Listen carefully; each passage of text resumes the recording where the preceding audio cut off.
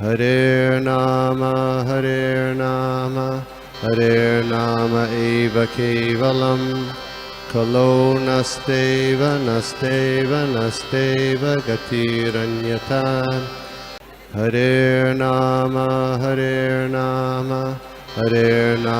eva kevalam kalo nasteva nasteva nasteva gatiranyatan.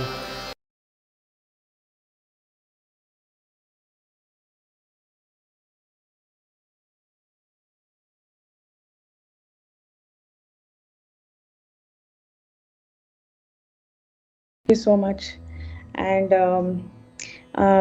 आज के class के बारे में हम लोग शुरू करते हैं with asking the prayers from everyone. Just saying the prayers first. ओम अज्ञानतिमिरान्धस्य ज्ञानाञ्जलाशलाकया चक्षुरुन्मिलितं येन तस्मै श्रीगुरुवे नमः. श्रीचैतन्यनमोभिस्तं स्थापितं येन भूतले स्वयं रूपं कदा मह्यं ददाति स्वं पदाङ्कितं. वन्देऽहं श्रीगुरु श्रीयुतपदकमलं श्रीगुरुं वैष्णवांश्च श्रीरूपं साग्रजातं सहगणरघुनाथं वितं सजीवम् साद्वैतं सार्वभौतं परिजनसहितं कृष्णचैतन्यदेवं श्रीराधाकृष्णपादान् सहगणललिता श्रीविशाखावितांश्च. हे कृष्णा करुणा सिन्धु दीनबन्धु जगत्पते गोपेश गोपिका कान्ता राधा कान्ता नमस्तुते. तप्तकाञ्च गौराङ्गी राधे वृन्दावनेश्वरी वृषभानुसुते देवी प्रणमामि हरिप्रिये. वाञ्छाकल्पतरुभ्यस्य कृपा सिन्धुत एव च पतितानां पावनेभ्यो वैष्णवेभ्यो नमो नमः.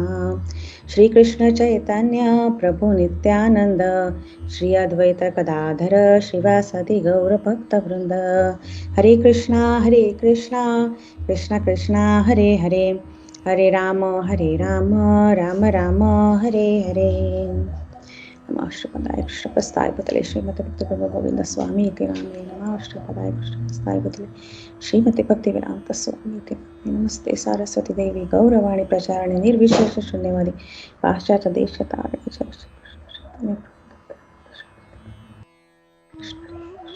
कृष्ण हरे राम हरे हरे.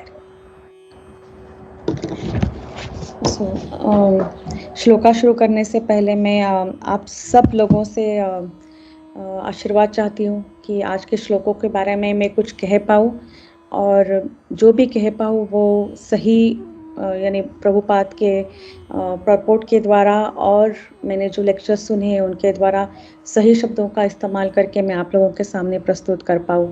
सो asking for your prayers and blessings.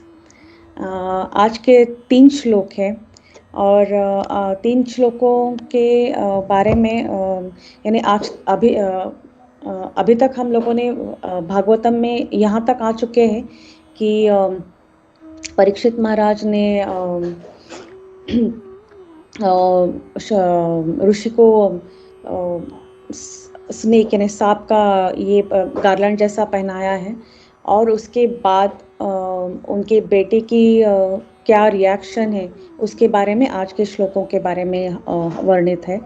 तो हम लोग उन श्लोकों के बारे में पठन करेंगे और उसमें से कुछ चीज़ें सीखने की कोशिश करेंगे जो जितना मैंने भागवतम को या भगवद गीता किसी को भी समझने की कोशिश की है और सबसे जब सुनती हूँ तब समझने की कोशिश करती हूँ तो ये हमेशा मुझे एक लेसन जैसा रहता है कि हर एक श्लोक हमें कुछ ना कुछ सीख देता है.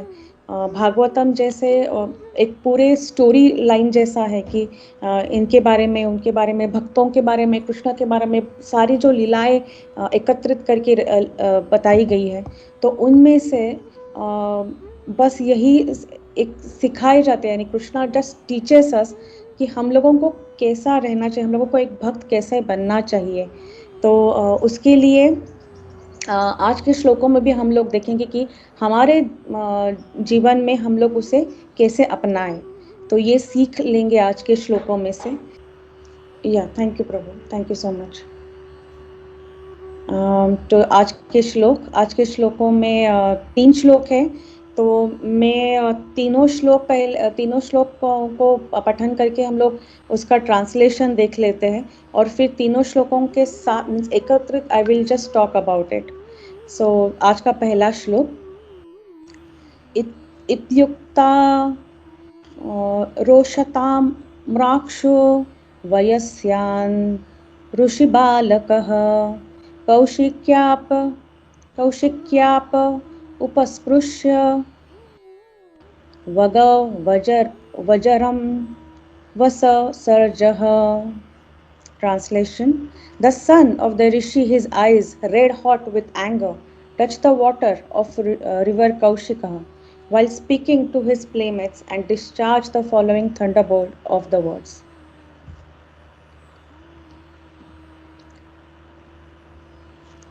प्रभु मेरे पास दूसरे श्लोक है तो मैं 36, 37 और 38 एक साथ ही करने वाली हूँ श्लोक पठन. थैंक यू सो मच प्रभु.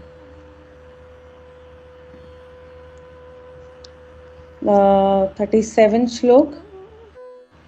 इति लंघित मर्यादं तक्षः सप्तमे हनि दंगस्याति स्म गारं चोदितो मे ततद्रुहम्. Translation. The Brahmana's son cursed the king thus.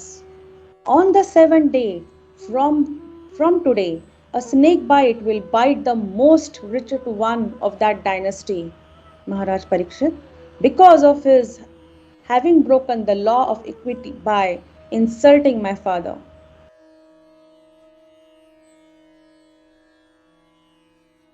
Next shloka 38. ततो भेत्याश्रमं बालो गले सर्पकलेवरं पितरं वीक्ष्य दुःखार्तो मुक्तकण्ठो रुरोधः. Translation. Thereafter, when the boy returned to the hermitage, he saw a snake on his father's shoulder, and out of his grief he cried very loudly. हरे कृष्णा. सो आज के ये 3 श्लोक है जो हम लोगों को महाराज परीक्षित महाराज को शाप मिलने के बारे में है और उन्हें शाप कौन देता है तो वह श्रृंगी यानी वो ऋषि है, ऋषि के पुत्र है, उसके बारे में है. तो आज के श्लोकों में वो कैसा अपनी प्रतिक्रिया करता है और उसके बाद वो क्या करता है ये बताया गया है. तो आज के पहले श्लोक में यानी 1836 में हम लोग देखते हैं कि इसमें से सीखने की क्या है और कंबाइंडली मैं सब एकत्रित करके सबके बारे में कहूँगी. तो सबसे पहले हम लोग ये देखते हैं कि महाराज परीक्षित और श्रृंगी इन दोनों की हम लोग डायनेस्टी थोड़ी सी देखते हैं. तो हम सब लोग जानते हैं कि महाराज परीक्षित पांडव पुत्रों के ग्रैंडसन है यानी अर्जुन के पुत्र यानी अभिमन्यु के पुत्र हैं. और हम लोग ये भी जानते हैं कि श्रृंगी वो भी डायनेस्टी कौन से बिलोंग करता है तो वो अंगिरा मुनि के डायनेस्टी में आते हैं. और वैसे देखा जाए तो वो ब्रह्म के मानस पुत्र थे तो उनमें से तो डायनेस्टी ऐसे उन डायनेस्टी से आते हैं. तो दोनों की एक्चुअली देखे जाए तो डायनेस्टी इज बहुत ही यानी विद्वान लोगों में से दोनों है. तो इन दोनों के बारे में हम लोग आज के श्लोकों को देखेंगे. तो जैसे हम लोगों ने देखा है कि अभी महाराज परीक्षित ने को बहुत प्यास लगी है और वह आश्रम में जाते हैं और देखते हैं कि उन्हें उनका स्वागत करने के लिए और उन्हें पानी देने के लिए कोई नहीं है. उससे अपने आँख नहीं खुल रहा है क्योंकि वो अपने तपस्या में बैठे हुए हैं.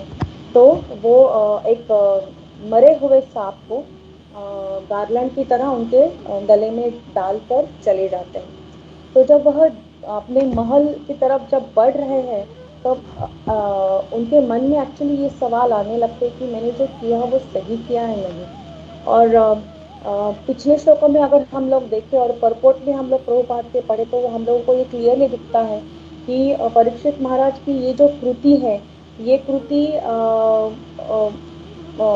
हम लोग कह सकते हैं कि कृष्णा ने जानबूझ के डाली हुई है। और क्यों डाली हुई है तो आगे के श्लोकों में आपको ज़्यादा पता चला जाएगा कि इट्स अ बेनिफिट, कि ये जानबूझ के कृष्णा ने ये कृति उनके की हुई है। तो उसके बाद जब ये सब कुछ उनके हर्मिटेज में हो रहा है, तभी उनके पुत्र जो छोटे हैं अपने अपने मित्रों के साथ बाहर खेल रहे होते हैं। और ये जब बहुत सुनते हैं, बहुत देखते नहीं हैं, उन्होंने देखा नहीं है कि परीक्षित महाराज ने क्या किया है, कैसे रिएक्ट किया है, कुछ भी नहीं देखा है। वह सब सिर्फ सुनते हैं जब वह खेल रहे होते हैं अपने मित्रों के साथ कि महाराज परीक्षित ने ऐसा किया आपके पिता के साथ। तो ये जब सुनते ही, बस उन शब्दों को सुनते ही उनमें एक क्रोध आ जाता है। और जब वह क्रोध आ जाता है तो वह क्रोध के कारण उनकी आगे की कृति हो जाती है। तो ये बहुत ही ज़्यादा हाईलाइट किया हुआ है। कल एक्चुअली मैं इन दोनों श्लोकों के, यानी तीनों श्लोकों के बारे में जब मैं पढ़ रही थी, तब मैंने दो बहुत ही अच्छे महाराजों के बारे का लेक्चर सुना। एक राधानाथ स्वामी महाराज का लेक्चर मैंने सुना और दूसरा मैंने भक्ति विद्यापूर्ण स्वामी महाराज का लेक्चर सुना। तो उन दोनों के लेक्चर्स में से कुछ पॉइंट्स निकाल के बोलूँगी। तो दोनों ने ये पॉइंट बहुत ज़्यादा हाईलाइट किया था कि जब श्रृंगी ये सुनता है और वो जब अपनी कृति करता है, रिएक्शन देता है, तो वो एक बहुत गुस्से में रहता है और गुस्से के कारण वो अपनी रिएक्शन करता है। तो सबसे ज़्यादा महत्वपूर्ण यानी अंडरलाइंड हम लोग कहते हैं ना कि वो गुस्सा दिखाता है। तो और दूसरी चीज़ ये हाईलाइट की है कि जो भी वो एक्शन कर रहा है तो वो अभी तक उसने जो भी सीखा है, एक अच्छे डायनेस्टी से आया हुआ है, तो नेचुरली बहुत ही क्वालिफाइड ब्राह्मणों के से उनको शिक्षा मिल रही है। तो जो उन्हें कल्चर नरिशमेंट जो मिलते हैं कि हम लोगों को पठन करने में, वो एक बहुत ही अच्छी एक्चुअली सिखाई गई है। फुल फ्लेश हम लोग कहते हैं ना कि ब्राह्मणिकल आज के ब्राह्मण में और उन ब्राह्मण में बहुत बहुत अधिक अंतर है। तो he was completely being given education in a right way, मगर फिर भी वो जो एजुकेशन उनके पास आया है, जो सीख उन्हें सिखाई गई है, मंत्रों का उच्चारण कैसे करना है, यानी सब कुछ जो बताया गया है अब तक, वो दिखाने की कोशिश कर रहा है इसमें कि जितना भी हम लोगों ने अभी सीखा है उसका उपयोग करने की कोशिश कर रहा है।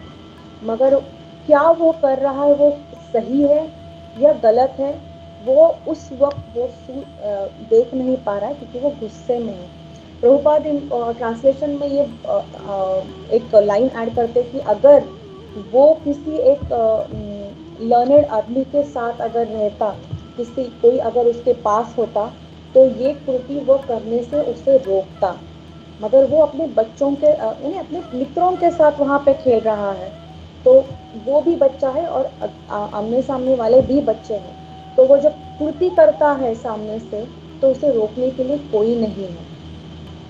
फिर और एक पॉइंट वहाँ पे हाईलाइट किया गया है प्रभुपाद ने कि जब वो कृति कर रहा है, तब यानी वो गुस्सा जब उसे आया है, तो कली, पर्सनिफाइड कली, ही टेक्स दैट अपॉर्चुनिटी, वो छोटी सी जो अपॉर्चुनिटी उसे मिल जाती है वो तुरंत वो ले लेता है। और उसके बाद प्रभुपाद ने मेंशन किया है कि फ्रॉम दैट पॉइंट ब्राह्मणों के यानी डिग्रेडेशन ऑफ ब्राह्मण का होना शुरू हो गया, और आगे फिर डिग्रेडेशन और होता गया। मगर this is the point where Kali took its opportunity to spread himself, ये हाईलाइट किया गया है। और अभी हम लोग देखेंगे तो आज आज के और उन लोगों उस युग के ब्राह्मण को अगर हम लोग कंपेयर करने की कोशिश करेंगे तो हम लोग सच्ची देख सकते हैं कि आज भी अगर हम लोग देखें तो जो मंत्रों का उच्चारण शुद्धि से होना चाहिए, जो ज्ञान होना चाहिए, जो एक्चुअली दूसरों को जब सिखाने की एक एटीट्यूड होनी चाहिए, वो सब कुछ हम लोगों को बहुत कम दिखाई देती है आजकल के उन लोगों के ब्राह्मणों में। तो ना वो हम लोग कहते हैं ना, not qualified Brahmanas to create the homes and everything, to call the fire and everything, to ignite the fire. तो ये सब कुछ हम लोग अगर देखते हैं तो वो उस टाइम से एक एक कली ने अपना स्टेप आगे आगे करना शुरू किया था। तो जब कली ने ये अपॉर्चुनिटी ली तो उस बारे में भी बहुत कुछ लेक्चर्स में मैंने सुना। तो पहले पॉइंट उन्होंने हाईलाइट किया कि उस टाइम की वर्णाश्रम जो सिस्टम थी वो कैसी थी। तो हम सब लोग जानते हैं, इसलिए मैं ज़्यादा डिटेल में वो नहीं बताऊंगी, बस यही बताऊंगी कि ब्राह्मण सबसे पहले आते हैं, उसके बाद यानी वैश्य, फिर मैं खुद भूल गई सेकंड के लिए, शूद्र होते ब्राह्मण, वैश्य और लास्ट से शूद्र। मैं खुद मुझे पॉइंट याद नहीं आ रहा है। तो मुझे कहने का ये था कि ब्राह्मण वॉज द हेड, और ब्राह्मण उनका सबसे बड़ा क्या था, वो क्या करते थे पहले, तो वो खुद सीखते थे और समाज को वहाँ सिखाते थे, और सारा समाज उनसे सीख लेता था। तो वो सबसे सबसे उनका एक औहदा था उस टाइम। मगर आज हम लोग देखेंगे तो आज कास्ट सिस्टम से भरा हुआ है, और ये कास्ट सिस्टम और उस वर्णाश्रम सिस्टम के बारे में अगर हम लोग सोचेंगे तो इट्स कम्प्लीटली डिफरेंट। आज हम लोग एक दूसरे के ऊपर, कास्ट के ऊपर झगड़ा करेंगे, और राजनाथ कोविंद महाराज कहते हैं कि कास्ट भी कैसे, तो उनके हेड भी कैसे हैं कि वो सिर्फ उनके बारे में सोचने की कोशिश करें, वो समाज के बारे में सोचने की कोशिश नहीं कर रहे हैं। That is not the right mood, वो कह रहे हैं। सो जो पहले था वो that was the best thing, और अब जो है कास्ट सिस्टम जो बनी हुई है, that is the lowest thing. उसमें से हम लोगों को एक दूसरे को हम लोग ज्ञान नहीं दे पा रहे हैं, और ज्ञान अगर हम लोग कहें तो इस बारे में it's like a spiritual knowledge के बारे में, तो वो नहीं मिल पा रहा है आज के लोगों में, वो बहुत ही कम पाया जाता है। तो महाराज परीक्षित के बारे में हम लोग अभी थोड़ा देखेंगे। जब श्रृंगी उनको शाप दे रहे हैं, तो महाराज परीक्षित, जैसे हम लोगों ने कहा कि किस वंश से आते हैं, तो उन्होंने जो कृति की है, जो हम लोगों ने पहले भी देखा है कि वो कृति उन्हें उनसे करवाई गई। सो ये कृति होने के बाद तुरंत उनको actually he feels that he has done wrong. और मैं जब ये श्लोकों के बारे में देख रही थी तब मैंने ये देखा कि महाराज परीक्षित का जब जन्म हुआ था तब युधिष्ठिर महाराज ने बहुत दान दिया था, और बहुत सारे सेजेस को बुलाया था, और बहुत सारे सेजेस ने जैसे आशीर्वाद भी दिया था, तब उनकी भविष्यवाणी भी की थी कि वो कैसे रहेंगे, क्या क्या करेंगे। तो उनमें बहुत बहुत बहुत सारे श्लोक थे उसमें। अगर 12th चैप्टर में देखेंगे तो बहुत बहुत स्तुति है परीक्षित महाराज की, वो कैसे, यानी उन्होंने उनको बहुत सारे राजाओं के साथ भी कंपेयर किया है, और उसमें से एक्चुअली लॉर्ड राम के बारे में है, लॉर्ड कृष्णा के बारे में बहुत सारे, यानी उसमें से उनकी स्तुति की गई कि वो उनका राज्य कैसा रहेगा, सब लोग कितने सुखी रहेंगे। और सिर्फ जब हम लोग कहते हैं सब लोग सुखी रहेंगे, तो नॉट ओनली द ह्यूमंस, यानी सब पेड़ पौधे सब कुछ, यानी बारिश बराबर टाइम से आएगी, सबको अनाज बहुत ही अच्छी तरह से मिलेगा, फल फूल, सब लोग बहुत खुश रहेंगे क्योंकि he will be looking after them. और राजा को हम लोग एक कृष्णा, यानी he should be like a God.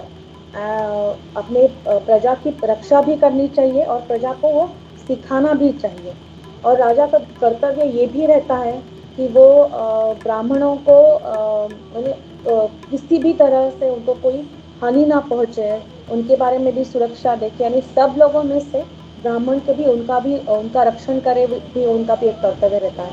तो जब श्रृंगी ने ये शाप दिया है, तो आगे आप देखेंगे कि यानी श्रृंगी के पिता उनसे क्या कहते हैं कि उन्होंने जो किया है वो सही किया है या नहीं, और कैसा है, तो वो आगे के श्लोकों में आपको पता चल जाएगा, और क्यों नहीं वो भी पता चल जाएगा। तो परीक्षित महाराज, यही उनको एक्चुअली इस श्लोकों में हम लोग देखते हैं कि कैसे अच्छे थे, कली होके भी कली उसमें एक्चुअली विस्तार कर नहीं पा रहे थे।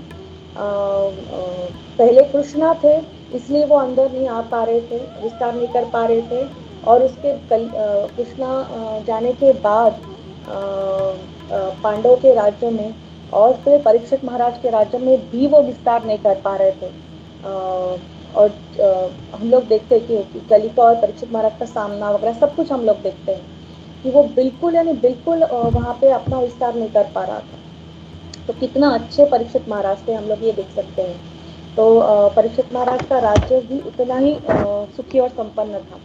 तो ये जब थे तब उसमें से उन श्लोकों में से एक श्लोक भी ऐसा भी है कि वह सेजेस वो ये बताते हैं कि परीक्षित महाराज की मृत्यु कैसी होगी, तो वो भी उन्होंने लिखा है।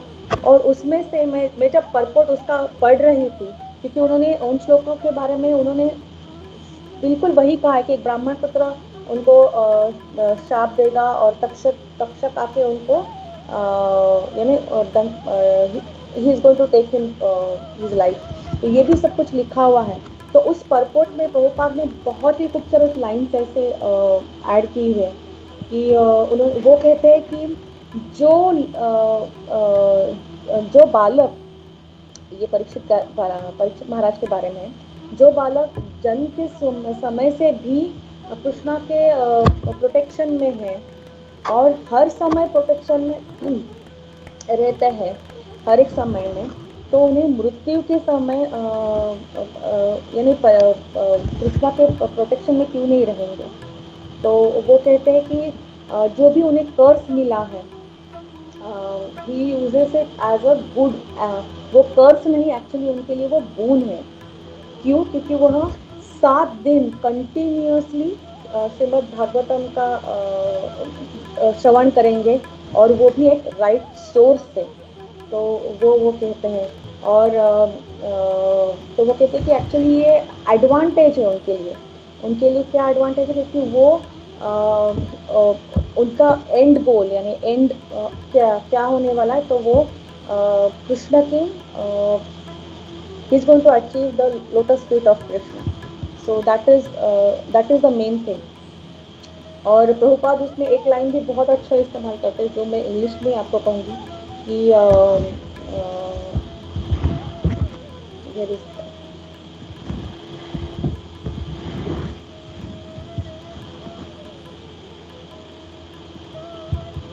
हाँ, he made best use of bad bargain। तो वो मुझे लाइन बहुत अच्छी लगी प्रभुपाद के पर्पस में से ऐसे बहुत सारी लाइन्स है जो बहुत अच्छी लिख किया, यानी राइट सो नाइसली। तो उन्होंने बहुत सुंदर तरीके से प्रभुपाद ने वह एक्सप्लेन किया था कि लास्ट में जो भी उनको कर्स मिला है वो कर्स नहीं, वो एक्चुअली बोन है उनके लिए। तो अभी ऋषि यानी कि श्रृंगी जो कर रहे हैं, जो भी उन्होंने किया है, पानी हाथ में लेके उन्होंने मंत्रों का उच्चारण किया है, और उच्चारण भी क्या किया है कि 7 दिन के बाद तक्षक आके उनको दंश मार देगा, तो उनकी जान ले लेगा, ये उन्होंने कह दिया है। और उसके बाद श्रृंगी जब ये सब कुछ कहते हैं, तो उसमें से उसके बाद एक्चुअली वो उसे भी एक्चुअली लगता है कि उसने कुछ गलती की है। He also feels the same thing, यानी गुस्से में उसने बोल भी दिया, उसने सिर्फ सुना, देखा भी नहीं, और उसने ये एक्शन की। तो वो सुनते ही इतने गुस्से से आग बुबला हो गए कि तुरंत उन्होंने पानी हाथ में लिया और मंत्रों का उच्चारण कर दिया। तो उसके बाद वो ही ऑल्सो फील्स गिल्टी, उनको भी ऐसा लगता है कि कुछ तो मैंने गलत किया है, और वो रोना शुरू कर देते हैं। और ऐसे ही रोते हुए वो अपने पिता के आश्रम में जाते हैं, और अपने पिता को जब सामने देखते हैं, वो गले में सांप लगा हुआ है, पिता फिर भी उस वक्त भी एक्चुअली तपस्या में बैठे हुए रहते हैं। और उनको देखते उनको और ज़्यादा रोना आने लगता है कि एक तो गलती की है इसलिए, और अपने पिता को उस हालत में देखने के बाद उनको और रोना शुरू हो जाता है। तो ये था। और भक्ति विद्यापूर्ण स्वामी महाराज में से 2 लाइन्स में और बताना चाहूँगी कि श्रृंगी ने क्या किया। श्रृंगी वो कहते हैं कि जब भी हम लोग कुछ 2 चीज़ें हमेशा एक साथ चलती है, अथॉरिटी एंड रिस्पॉन्सिबिलिटी। जब भी हम लोग कुछ अथॉरिटी लेते हैं तो उसकी रिस्पॉन्सिबिलिटी भी लेनी चाहिए, यानी we should be responsible for that. और श्रृंगी ने ये दोनों चीज़ें एक साथ ही चलती है। अगर हम लोग यानी किसी की रिस्पॉन्सिबिलिटी लेते हैं तो अथॉरिटी लेते हैं तो नेचुरल रिस्पॉन्सिबिलिटी उसके ऊपर आपको आ ही जाती है। तो this goes hand in hand. मगर श्रृंगी ने यहाँ पे क्या किया है वो कहते हैं, श्रृंगी ने अथॉरिटेटिवली कुछ एक्शन तो की है मगर रिस्पॉन्सिबिलिटी नहीं ली। वो बात वो उस पर यानी स्ट्रेस करते हैं। और राधानाथ स्वामी महाराज ने 2-3 श्लोक और एक्चुअली बताया उसके श्लोकों के बारे में कि वो इस पॉइंट पे स्ट्रेस करते हैं कि जो भी हुआ, श्रृंगी ने जो भी एक्शन की वो गलत है, ये है ही। और उसको भी एक्चुअली कली ने अपना विस्तार करने की कोशिश की, यानी कली ने उनको ये करने की उनको पुश किया, यानी कली ने करने के लिए। तो वो कहते हैं कि जो भी चीज़ हम लोग गुस्से में करेंगे वो हमेशा ही कुछ ना कुछ गलत आपको इफेक्ट देगी।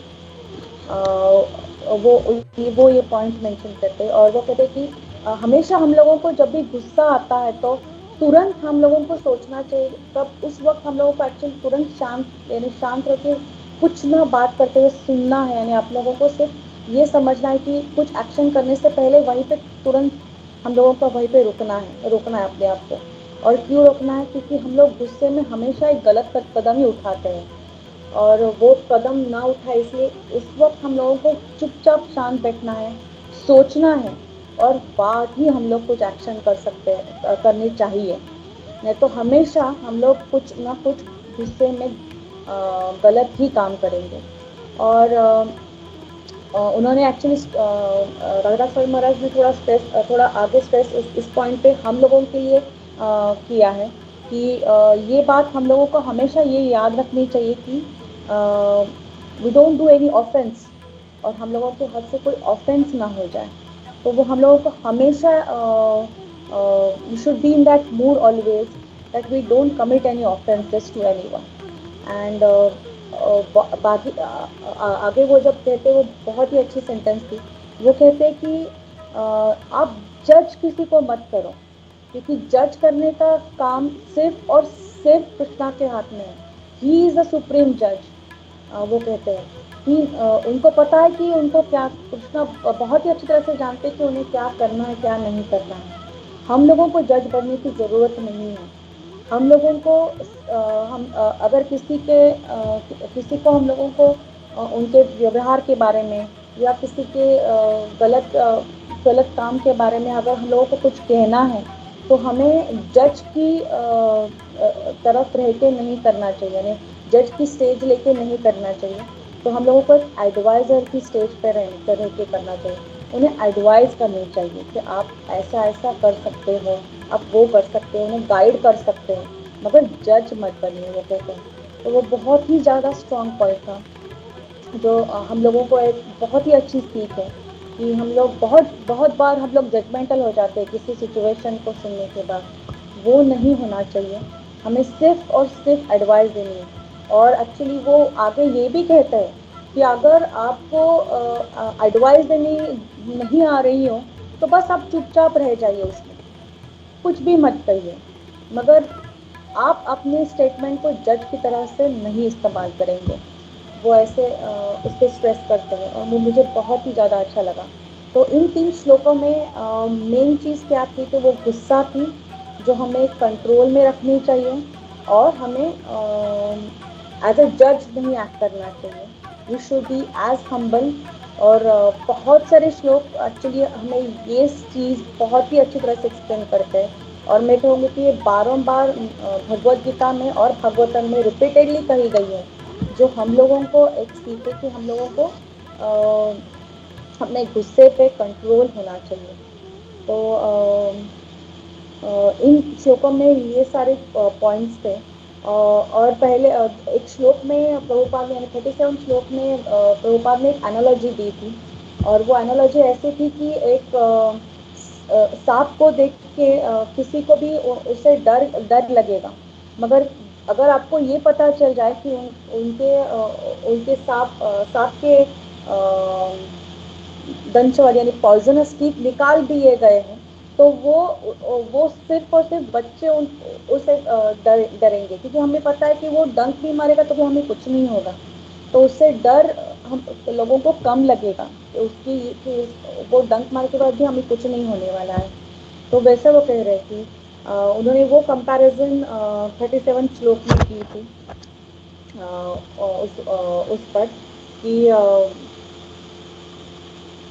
हाँ, क्यों की थी एक्चुअली, तो उसमें एक बहुत पॉइंट था जो मैंने मिस किया था।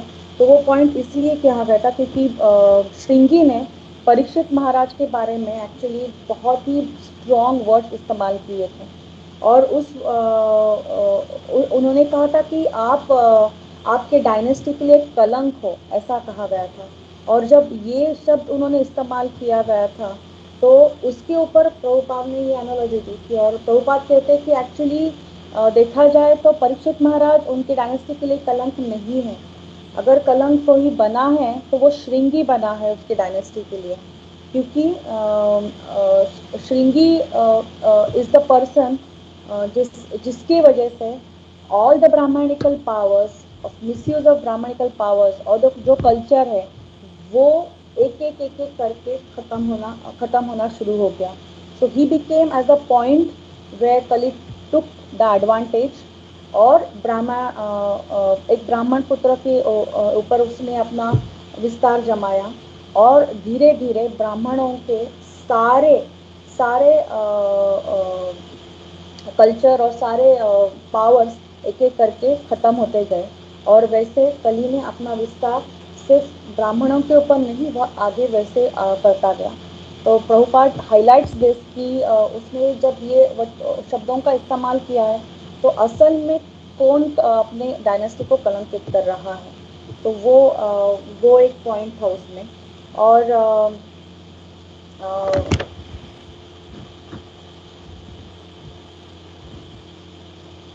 I'm just seeing if I've not left anything. तो मेन आज की सीख में हम लोग यही सीखेंगे कि जो भी श्रृंगी ने किया है वो एक गुस्से में, और वो भी एक बाल अवस्था में किया है। अगर जो सोच और समझने की कोशिश न करते हुए एक्शन उठाई गई है, तो द बेस्ट सीख हम लोग श्रृंगी हमें यही सिखा रहा है कि गुस्से में जो भी करेंगे वो हमेशा गलत होगा। सोच समझ के करेंगे, किसी के गाइडेंस से करेंगे, तो हमारी शायद एक्शन कुछ अलग रहेगी, और उसकी रिएक्शन भी कुछ अलग रहेगी। So that was the main crust of this तीनों के श्लोकों के बारे में। समय भी कम है तो मैं यहाँ पे अपने आप को स्टॉप करती हूँ, और thank you so much for giving me this opportunity. And please Radha माता ji, I am sorry I was not able to take your full name. आप भी प्लीज़ मुझे गाइड कीजिए कि आपने भी इन श्लोकों के बारे में जो भी पढ़ा है, तो आप भी अपने पॉइंट्स प्लीज़ ऐड कर दीजिए। मैंने बहुत सारे मिस किए होंगे, सो आप भी आके प्लीज़ उसमें से पॉइंट्स ऐड कर दीजिएगा। Thank you so much. And actually, everyone, please, whoever over here, please add the points for these 3 shlokas, because I will also learn from you all. Thank you so much, and thank you for giving me the opportunity. Hare Krishna.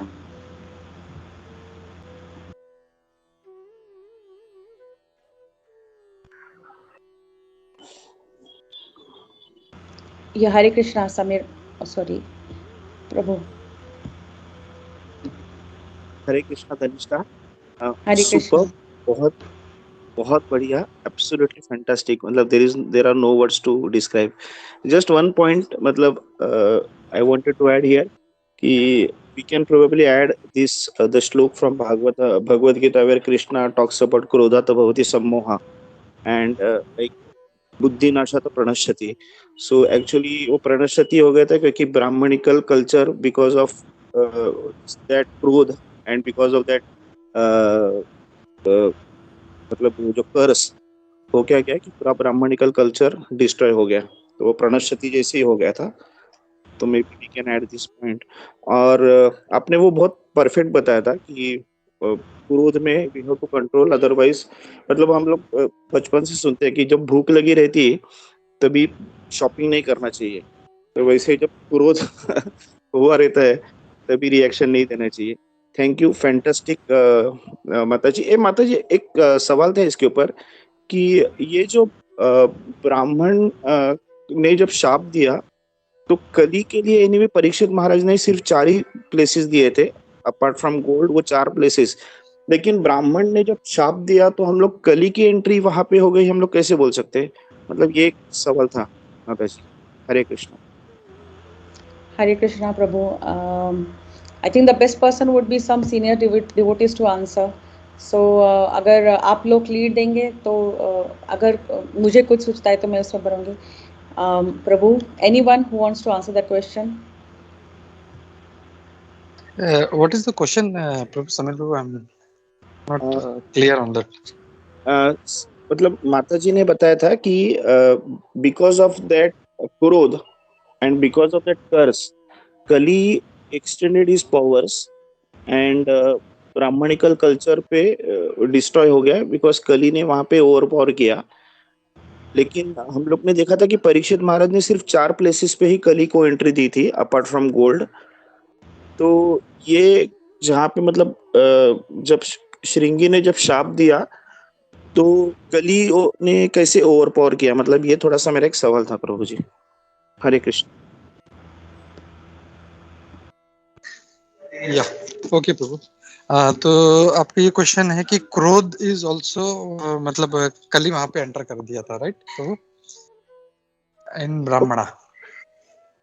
हाँ, अच्छा, तो you are saying कि क्रोध also is a place from where Kali enters, is नहीं it? नहीं नहीं, हाँ नहीं नहीं नहीं नहीं, that's what I want to say कि एक्चुअली कली जो है, कली का बहुत सारा सिम्टम्स है. उसमें से जो 6 वॉइसेस है अपना, दैट इज जो काम, क्रोध, लव, मद, मोह, मात्सर्य, ये सब है उसमें. तो कली तो जो था, मतलब लास्ट टाइम माता जी ने ही मतलब वो डाउट क्लियर किया था कि माता ji was already Kali was already prevailing before when Krishna was there. So वो था, लेकिन he couldn't spread his activities. भगवान चले जाने के बाद ही धीरे धीरे स्प्रेडिंग, और ये एक मौका मिल गया था उसको, जो परीक्षित महाराज का जो इंटरेक्शन हुआ था. एंड जो मतलब देखा है कि जो क्या नाम है उसका, Shringi was already under the influence of Kali, and that's why he did that. मतलब भगवान का भी इच्छा है, बोल सकते हैं हम लोग, भगवान का ही एक पास टाइम है वो. So he got angry and he give that curse. Does it make some sense Prabhu? Okay, so मतलब बट अगर ब्राह्मण श्रृंगी जब है तो मतलब यू मीन टू से कि ये जो 6 वाइसेस है, मतलब काम, क्रोध, लोभ, मोह, मद, मत्सर्य, उधर भी कली एंट्री कर सकते हैं क्या? ऐसा ऐसा is it that you want to say Prabhu ji? we will say like this प्रभु कि ये जो वॉइसेस हैं, ऐसा नहीं है कि मतलब कली is using all this things, plus इसको ये 4 जगह मिल गया है इसको, इलिसिट सेक्स और इंटॉक्सिकेशन वगैरह ये. So people under this influence of this 6 voices, they commit wrong activities. Okay, तो उसको ज्यादा उसको मतलब जोर मिल जाता है. इफ इट्स अ डिवोटी, समझो उसको किसी ने थप्पड़ भी मार दिया तो वो कुछ नहीं बोलेगा, वो बोले ठीक है Prabhu, Hare Krishna. If he somebody insults, okay Prabhu, Hare Krishna. लेकिन again if he reacts back, तो फिर वो कलह शुरू हो जाता है. That is the act of Kali. Kali का मतलब ये है द एक्ट ऑफ कलह. कलह मींस क्वारल. तो डिवोटी का काम ये है कि वो he doesn't get into that mode of ignorance. कली के प्रभाव में नहीं आता। वो कोई भी आता है, इवन इफ इंसल्ट्स, अमानी न मान देना कीर्तनिया सदारी, वो भी अगर गुस्सा हो गया, किसी ने उसको कुछ बोल दिया, इंसल्ट कर दिया, वो भी गुस्सा हो गया, तो दैट एक्ट ऑफ जो है कलह स्टार्ट्स। बट डिवोटी जो है उसमें अगर कलह में पड़ गया तो देन उसका भजन नहीं हो पाएगा। इसके लिए चैतन्य महाप्रभु बोलते हैं अमानी न मान देना। कोई बोलता है, मान देता है, नहीं देता है, अब अपना जो है मतलब सम रहो, then you will be able to do bhajan, कीर्तन कर पाएंगे। नहीं तो हम लोग भी, अरे साला ये ऐसा कैसे मेरे को बोल दिया, ये मेरे को ऐसा कैसे देख लिया, इसने मेरे को प्रणाम क्यों नहीं किया, then that mind becomes agitated and he gets into the mode of that Kali के इन्फ्लुएंस में आ जाता है। Okay, Prabhu ji. I hope that makes some sense. Yeah. Yes, Prabhu ji. Yes, Prabhu ji. Thank you very much, Prabhu. Thank you। No, thank you for such a nice question, Prabhu. Hare Krishna. Krishna। Thank you, Dhanishna Mata ji। Thank you very much। Thank you, Prabhu. Gopi Mohan Prabhu, and thank you, Prabhu.